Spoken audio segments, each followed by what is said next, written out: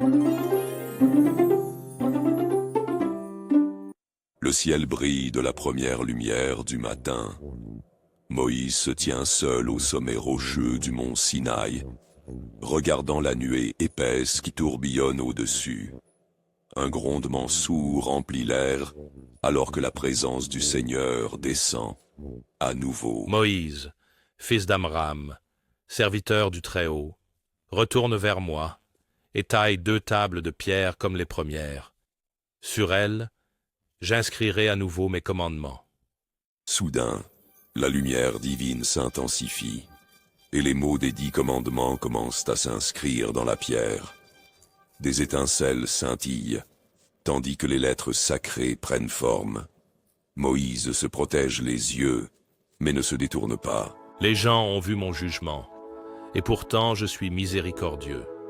Je renouvellerai mon alliance avec eux, mais ma présence ira devant ceux qui sont fidèles. Le Seigneur Dieu, miséricordieux et bienveillant, lent à la colère et abondant en amour fidèle et en vérité, gardant la miséricorde pour des milliers, pardonnant l'iniquité, la transgression et le péché. Cependant, je n'absoudrai en aucun cas les coupables. Ceux qui se détournent de moi porteront le poids de leur propre rébellion. Seigneur, si j'ai trouvé grâce à tes yeux, je t'en prie, que ta présence reste parmi nous. Nous sommes un peuple à la nuque raide, mais nous sommes à toi. Pardonne notre iniquité et prends-nous comme ton héritage. Je ferai aussi cette chose que tu as dite. Tu as trouvé grâce à mes yeux. La lumière diminue légèrement, et les tablettes sont maintenant entièrement gravées. Moïse souffle, submergé mais rassuré. Il serre les tablettes fermement et commence la longue descente vers le camp. Le soleil brûle au-dessus alors que Moïse descend du mont Sinaï, tenant fermement les tables de pierre. Les gens dans le camp, encore en train de reconstruire après leurs échecs passés, lèvent les yeux à son approche. Un silence se répand. Quelque chose a changé. Son visage rayonne d'une lueur surnaturelle. Moïse, ton visage. Moïse touche sa peau et remarque leur hésitation. La lumière divine plane encore sur lui. Certaines personnes reculent instinctivement, se protégeant les yeux. N'ayez pas peur. Le Seigneur a renouvelé son alliance avec nous. À ces mots, le peuple s'agite. Un mélange d'espoir et d'incertitude dans les yeux. Jonas observe attentivement, ses doigts serrant son bâton.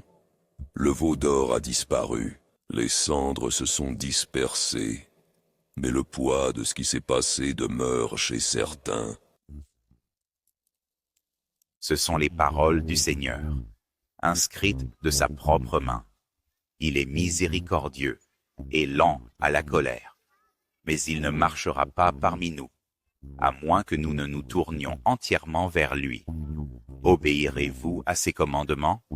Serez-vous son peuple? Moïse les étudie, son regard parcourant leur visage. Beaucoup semblent vraiment repentants, mais d'autres paraissent hésitants, peut-être encore en proie au doute.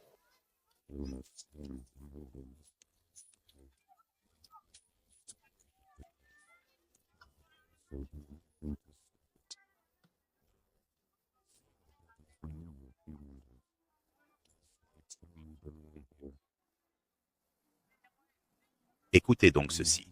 Le Seigneur ordonne que nous lui construisions une demeure, afin que sa présence demeure parmi nous.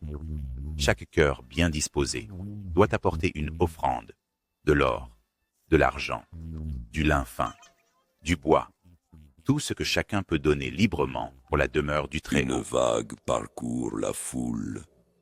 Certains regardent leurs affaires, d'autres se regardent. Lentement, les gens s'avancent, déposant ce qu'ils ont. Jonas regarde une femme âgée, frêle mais déterminée, offrir un petit morceau d'argent, probablement tout ce qu'elle possède. Un jeune père retire une bague en or de sa propre main. et la dépose devant Moïse. Jonas serre sa bourse, ressentant le poids de sa propre décision. Il prend une profonde inspiration et avance. L'alliance est renouvelée. Les gens ont choisi de suivre à nouveau. Moïse se tient au centre supervisant les préparatifs. À côté de lui, Aaron parle avec les artisans, s'assurant qu'ils suivent les instructions exactes données par Dieu. À proximité, un artisan doué choisi par Dieu grave un motif complexe dans un panneau d'or. Les rideaux doivent être tissés de fin lin, bleu, pourpre et écarlate.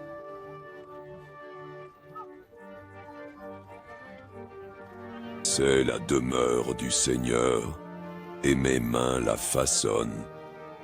Jonas observe de loin.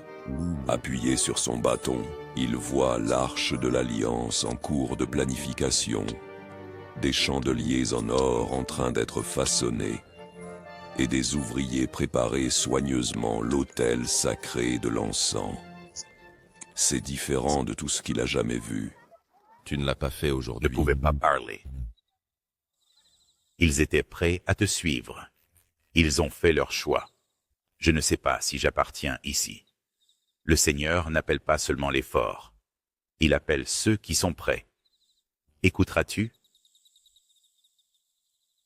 Le nuage de la présence de Dieu plane toujours sur le Sinaï, distant mais proche.